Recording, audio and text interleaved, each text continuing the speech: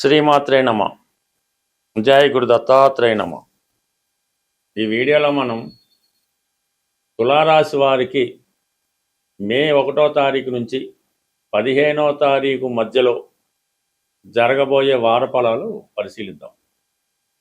అయితే ఈ రాశి వారికి ఈ పక్షంలో ప్రధానంగా శుక్రుడు వృషభ రాశిలో ఇంచుమించుగా ఈ పక్షం అంతా కూడా సంచరించడం జరుగుతుంది. ఇది ఒక విధంగా ఒక శుభవార్త, వివాహానికి సంబంధించింది కానీ వృత్తిపరమైనటువంటిది కానీ మీకు వచ్చే అవకాశం ఉంది. వ్యక్తిగతంగా ఈ రాశిలో ఉన్నటువంటి స్త్రీలకి ఒక అదృష్ట యోగం అన్నది ఈ శుక్రుడు ద్వారా రాబోతుంది. మీరు ఇంతకాలంగా దేని కొరకైతే ఎదురు చూస్తున్నారో అది మీకు లభించే అవకాశం ఉంది. మీలో ఉన్నటువంటి టాలెంట్కి, ప్రావీణ్యానికి తగిన గుర్తింపు అన్నది రావడం జరుగుతుంది. ఇది ఎక్కువగా సినిమా రంగం అవ్వచ్చు, టీవీ రంగం అవ్వచ్చు, ఒక సెలబ్రిటీ సంబంధించింది అంటే స్త్రీలకు సంబంధించిన వృత్తులు, ఈ బోటెక్ అవ్వచ్చు, ఈ బ్యూటీ పార్లర్లు అవ్వచ్చు, ఆ వృత్తి నిర్వహణలో ఉన్న వాళ్ళకి అనూహ్యంగా మీ యొక్క స్థాయి, స్టేటస్ పెరుగుతుంది. మీ యొక్క గుడ్ విల్ కూడా పెరిగి ఒక మంచి గుర్తింపు అన్నది ఈ రాశిలో ఉన్నటువంటి స్త్రీలకి లభించే అవకాశం ఉంది. ఈ సమయంలో మీరు ఏ వ్యాపారం ప్రారంభించినా అది చాలా వరకు మీకు సహకరించే అవకాశం ఉన్నది. ఇక ప్రధానంగా సప్తమ స్థానంలో రవి బుధ గ్రహ సంచారం, భాగ్యాధిపతి సప్తమ స్థానంలో ఉన్నప్పుడు విదేశ ప్రయత్నాలు చాలా వరకు ఫలిస్తాయి. విదేశంలో నివసిస్తున్న వారితో కలిసి మీరు వ్యాపారం చేయడం కానీ, మీ ప్రొడక్ట్స్ని, మీ ఉత్పత్తుల్ని విదేశం ఎగుమతి చేయడం కానీ జరిగే అవకాశం ఉంది. అలాగే కొంతమంది కళాకారులకి విదేశ అవకాశాలు లాంటివి కూడా ఈ సమయంలో వచ్చే అవకాశం ఉంది. ఎక్కువగా విద్యార్థులకి విద్యా సంబంధించిన విషయాల్లో ఉన్నత విద్య కొరకు, పీజీ డాక్టరేట్ కొరకు ఏదైనా ఒక విదేశ అవకాశాలు రావడం కానీ, విదేశ యూనివర్సిటీలో సీట్ రావడం కానీ జరిగే అవకాశం ఉంది. ప్రధానంగా ఈ సమయంలో మీ జీవిత భాగస్వామి యొక్క వ్యక్తిగత హోదా పెరుగుతుంది. ఇది రాజకీయ రంగంలో ఉన్న వాళ్ళకి చాలా బాగా సహకరించే అవకాశం ఉంది. ఏదో ఒక రాజకీయ పదవి, అధికార హోదాతో కలిగింది ఈ సమయంలో మీకు లభించే అవకాశం ఉంది. ఈ సమయంలో మీరు ఏదైనా ఒక కొత్త పార్టీ పెట్టినా, కొత్తగా పార్టీలో చేరినా మీకు చాలా మంచి ఫలితాలు రావడం జరుగుతుంది. అయితే కొంతకాలంగా మీతో కలిసి పనిచేస్తున్న వాళ్ళు, మీకు సహకరించే వాళ్ళు ఈ సమయంలో మీకు వ్యతిరేకంగా ఉండే అవకాశం ఉంది.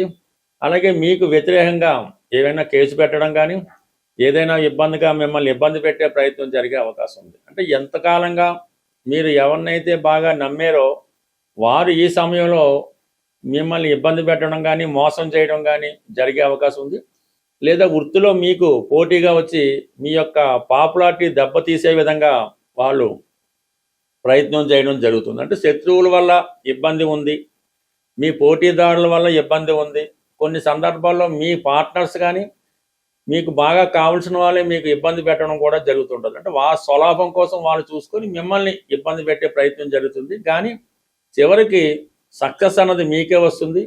మీకు ఇబ్బంది పెట్టాలనుకున్న వాళ్ళే నష్టపోయే అవకాశం ఉంది. కాబట్టి ఈ సందర్భంలో ఎవరు ఎన్ని విధాలుగా మిమ్మల్ని భయపెట్టినా, ప్రలోభపెట్టినా ఏ విధంగా మీరు భయపడే అవసరం లేదు. మీ ప్రయత్నంలో మీరు వెళ్ళొచ్చు, మీ పదవిలో మీరు కొనసాగొచ్చు. ఎవరికి ఎటువంటి ఇబ్బంది పడే అవకాశం లేకుండా ధైర్యంగా నిలబడడం మంచిది. బట్ ఏమైనా కొన్ని సమస్యలు ఈ నవంబర్ నెల 11వ తారీఖున వరకు చాలా వరకు సాల్వ్ అవడం జరుగుతుంది. అయితే వివాహ ప్రయత్నం ఈ సమయంలో చేసేటప్పుడు కూడా కొంత అనుకూలత, కొత్తగా వివాహ ప్రయత్నం చేస్తున్న వాళ్ళకి అనుకూలమైనటువంటి గ్రహస్థితి ఏర్పడుతుంది. బట్ ఏదైనా ఈ సమయం అంతా కూడా మీది ఒంటరి పోరాటమే అవుతుంది. గతంలో మీ దగ్గర చాలామందిగా ఉన్నవాళ్ళు వాళ్ళంతా దూరమై మిమ్మల్ని ఏకాకి చేయడం జరుగుతుంది. బట్ ఈ ఏకాకి ప్రయత్నంలో, ఈ ఒంటరి పోరాటంలో మీరు తప్పక విజయం సాధిస్తారు. మీ విజయం సాధించిన తర్వాత మళ్ళా మీకు దగ్గర ఉన్నవాళ్ళు, అంటే గతంలో దూరమైన వాళ్ళు తిరిగి దగ్గర అవ్వడం జరుగుతుంటుంది. ఏదైనా ఈ సమయంలో మీరు పోరాటం మాత్రం చేయండి, విజయం మాత్రం మీకు రావడం జరుగుతుంది. ప్రస్తుతం ఈ గోచార ఫలితాలు కేవలం మనం చంద్రుడు ఉన్న రాశిని బట్టి చెప్పడం జరుగుతూ ఉంటుంది. అయితే ఇవి కొన్ని సందర్భాల్లో మీకు సరిపోవచ్చు, సరిపోకపోవచ్చు.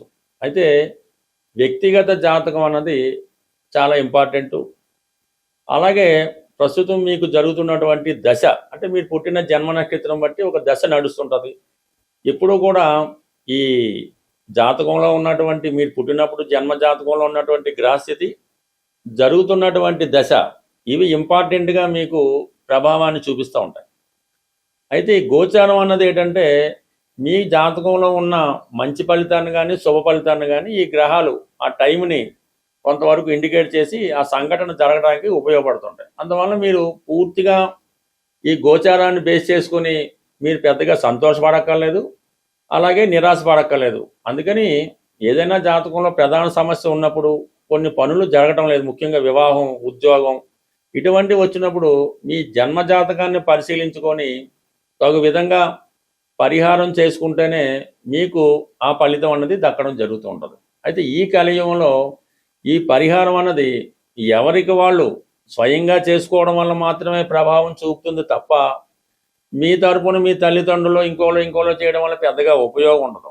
అయితే ప్రధానంగా మీ జన్మ జాతకంలో అవచ్చు, ప్రస్తుతం గోచారరీత్యా పాపగ్రహ ప్రభావం ఉంది. అంటే జన్మరాశిలో పాపగ్రహం లేదంటే పాపగ్రహ దృష్టి ఉన్నప్పుడు ఆ గ్రహానికి సంబంధించినటువంటి దానం, మీరు అంటే డొనేషను, అది గ్రహాన్ని బట్టి మీరు ఆ దానం చేయవలసి ఉంటుంది. లేదా గోవుకి ఏమైనా డొనేషన్ చేయడం కానీ, గోవుకి ఆహారం పెట్టడం వల్ల ఈ పాపగ్రహాలు మీకు అనుకూలంగా మారడం జరుగుతూ ఉంటుంది. అంటే పాపగ్రహాలు అంటే మనకి రాహు, కేతువు, కుజుడు, శని, ఇవి సాధారణంగా పాపగ్రహాలు కాబట్టి వాటికి ఎంతసేపు కూడా మీరు డొనేషన్స్ ద్వారా, సేవ చేయడం ద్వారా మీరు దాని నుంచి మంచి ఫలితం పొందొచ్చు.